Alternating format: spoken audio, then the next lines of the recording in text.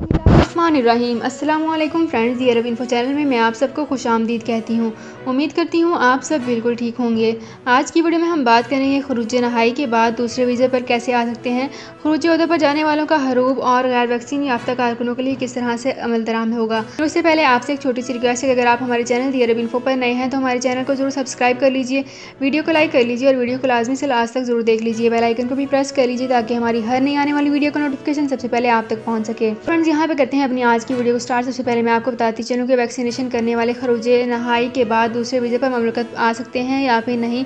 तो इसके बारे में कहा गया है कि खरूज नहाई पर जाने का मतलब होता है कि मज़कूरा शख्स गैर कानूनी तौर पर मुल्क बदल नहीं किया गया, बल्कि कानूनी तरीके से मुस्तकिल तौर पर ममलकत से रवाना हुआ है।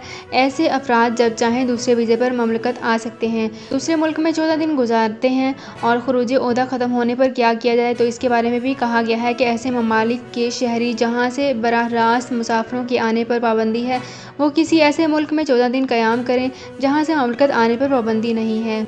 तो फ्रेंड्स, ये थी मेरी आज की वीडियो। उम्मीद करती हूँ आपको ये वीडियो पसंद आई होगी। अगर आपको ये वीडियो पसंद आई है तो हमारे चैनल को जरूर सब्सक्राइब कर लीजिए, वीडियो को लाइक कर लीजिए और वीडियो को लाजमी से लास्ट तक जरूर देख लीजिए।